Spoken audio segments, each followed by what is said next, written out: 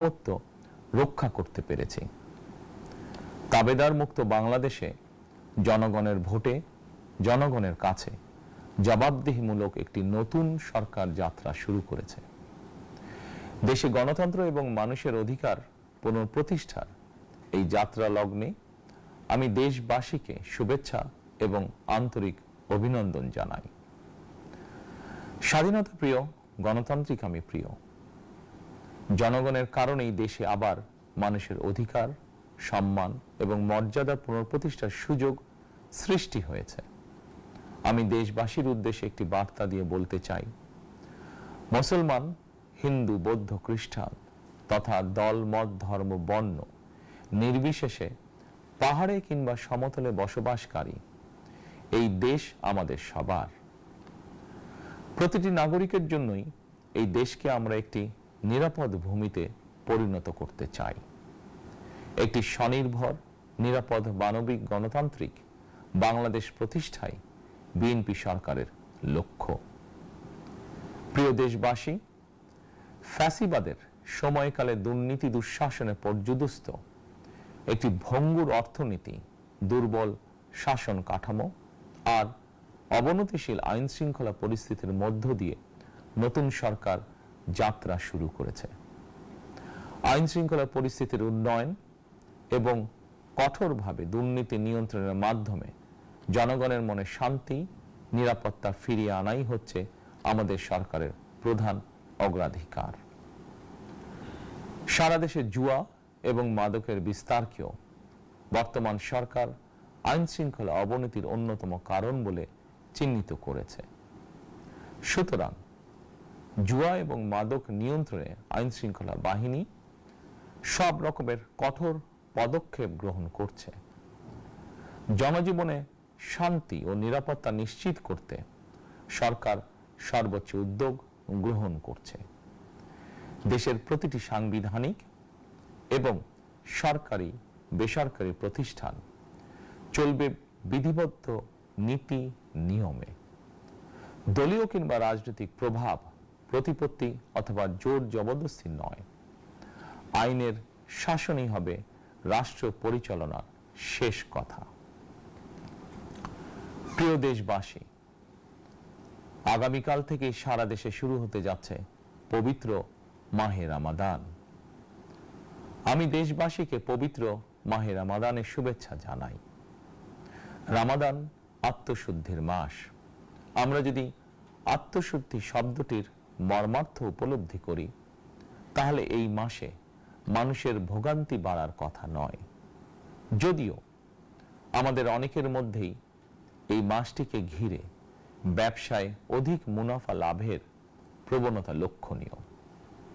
আপনাদের প্রতি আমার বিনীত আহ্বান, রমাদানের পবিত্রতা রক্ষার্থে এই মাসটিকে আপনারা ব্যবসা মুনাফা লাভের মাস হিসাবে পরিগণিত করবেন না।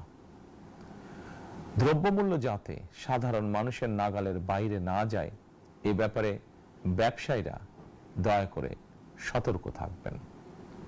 হাজারো প্রাণের বিনিময় একটি মাফিয়া সিন্ডিকেটের পতন ঘটিয়ে রাষ্ট্র এবং সরকারের জনগণের অধিকার প্রতিষ্ঠার অঙ্গীকার নিয়েই আমরা রাষ্ট্র পরিচালনার দায়িত্ব গ্রহণ করেছি। বিএনপি সরকার সকল ক্ষেত্রে অনাচার অনিয়মের সকল সিন্ডিকেট ভেঙে দিতে বদ্ধপরিকর ইনশাআল্লাহ। ক্ষুদ্র, মাঝারি কিংবা ছোট বড় সকল ব্যবসায়ীদের প্রতি বর্তমান সরকারের দৃষ্টিভঙ্গি সহজ এবং স্পষ্ট। বর্তমান সরকার ব্যবসায়ী এবং ক্রেতা সাধারণ উভয় স্বার্থ রক্ষা করে প্রয়োজনীয় পদক্ষেপ গ্রহণ করতে চায়।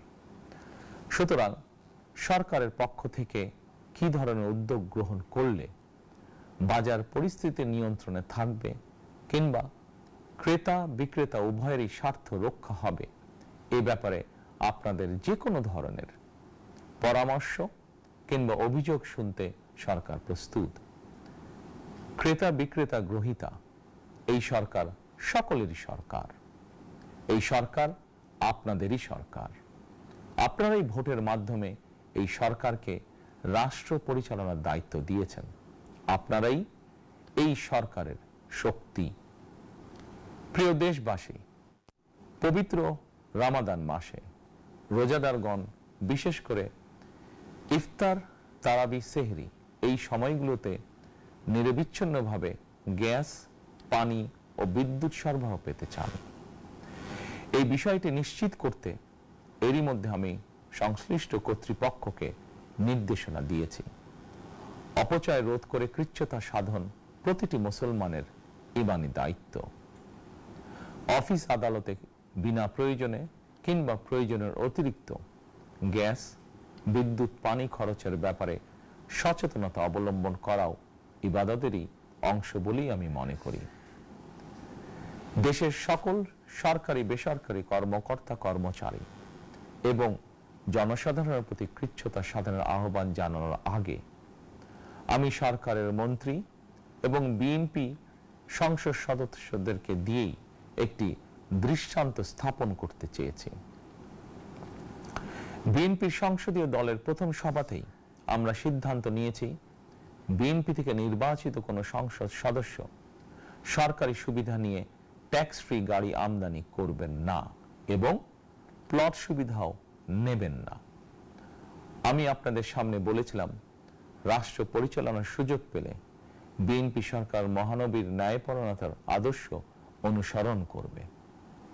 আমি মনে করি বিএনপির সংসদীয় দলের এই সিদ্ধান্ত ন্যায়পরায়ণতার আদর্শেরই একটি অন্যতম প্রতিফলন। প্রিয় দেশবাসী, বিভাগীয় শহরগুলিতে বিশেষ করে রাজধানী ঢাকায় যানজট অত্যন্ত নিয়ন্ত্রণহীন।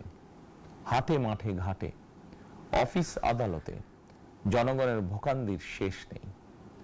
জনজীবনের নানা ক্ষেত্রে জনদুর্ভোগ লাঘব করা না গেলে জনমনে স্বস্তিও ফিরবে না। রাজধানীতে জনসংখ্যার চাপ কমাতে বিকল্প ব্যবস্থা গ্রহণ করা জরুরি হয়ে পড়েছে। মানুষ তার নিজ জেলায় কিংবা নিজের বাসা বাড়িতে থেকেও যাতে সহজভাবে সঠিক সময়ে অফিস, আদালত, ব্যবসা বাণিজ্য করতে পারেন, সেই লক্ষ্যকে সামনে রেখেই সারা দেশে রেল যোগাযোগ ব্যবস্থা ঢেলে সাজানোর উদ্যোগ নেওয়া হচ্ছে। এই পরিকল্পনার অংশ হিসাবে প্রথমেই রেল, নৌ, সড়ক এবং সেতু মন্ত্রণালয়ের কার্যক্রম পুনর্বিন্যাস ও সমন্বয় করা হচ্ছে। আমরা মনে করি সারা দেশে রেল যোগাযোগ ব্যবস্থার সহজ, সুলভ এবং নিরাপদ করা গেলে একদিকে যেমন জনগণের শহর কেন্দ্রিক বা নগর কেন্দ্রিক নির্ভরতা কমবে, অপরদিকে পরিবেশেরও উন্নতি হবে। প্রিয় দেশবাসী, আমাদের চারপাশে সমস্যার শেষ নেই, তবে সমস্যার পাশাপাশি সম্ভাবনাও কিন্তু কম নয়। আমাদের বৃহৎ জনগোষ্ঠীকে যদি আমরা দক্ষ জনশক্তিতে রূপান্তরিত করতে পারি, তাহলে এই জনসংখ্যাই হবে আমাদের জনসম্পদ। আমরা নিজেদেরকে দক্ষ করে গড়ে তুলতে পারলে শুধু বাংলাদেশই নয়, বিশ্ব বাজারও আমাদের জন্য উন্মুক্ত। তথ্য প্রযুক্তির সিঁড়ি বেয়ে বিশ্ব এখন কৃত্রিম বুদ্ধিমত্তার যুগে প্রবেশ করেছে। প্রযুক্তির এই প্রতিযোগিতামূলক বিশ্বে সম্মান এবং স্বচ্ছতার সঙ্গে টিকে থাকতে হলে আমাদেরকে কোনো না কোনো একটি বিষয় বা কাজে পারদর্শী হতে হবে। দেশের কোটি কোটি শিক্ষার্থী এবং তরুণ যুবশক্তির উদ্দেশ্যে বলতে চাই, মেধায়, জ্ঞানে, বিজ্ঞানে নিজেদেরকে যোগ্য করে গড়ে তোলার জন্য যত রকমের সহযোগিতা দেওয়া যায়, সব রকমের সহযোগিতা দিতে বর্তমান সরকার প্রস্তুত। কর্মসংস্থান এবং কর্ম পরিবেশ নিশ্চিত করার সুনির্দিষ্ট অঙ্গীকার নিয়ে বর্তমান সরকার যাত্রা শুরু করেছে। প্রিয় দেশবাসী, দীর্ঘ 18 বছর পর দেশে ফিরে গত বছর 25শে ডিসেম্বর আমি বলেছিলাম, দেশ এবং জনগণের জন্য আই হ্যাভ এ প্ল্যান। 12ই ফেব্রুয়ারি জাতীয় নির্বাচনের আগে দেশের বিভিন্ন স্থানে ঘুরে আমার প্ল্যান, পরিকল্পনার অনেক কিছু আমি আপনাদের সামনে তুলে ধরেছিলাম। আপনারা স্বাধীনতার ঘোষকের প্রতিষ্ঠিত দল বিএনপিকে ভোট দিয়ে রাষ্ট্র পরিচালনার দায়িত্ব দিয়েছেন, সকল পরিকল্পনা বাস্তবায়নের সুযোগ দিয়েছেন। এখন এই সুযোগকে কাজে লাগিয়ে সকল অঙ্গীকার পূরণ করার দায়িত্ব বিএনপি সরকারের। আমরা আমাদের পরিকল্পনা এবং প্রতিশ্রুতি বাস্তবায়নের কাজ শুরু করে দিয়েছি ইনশাআল্লাহ।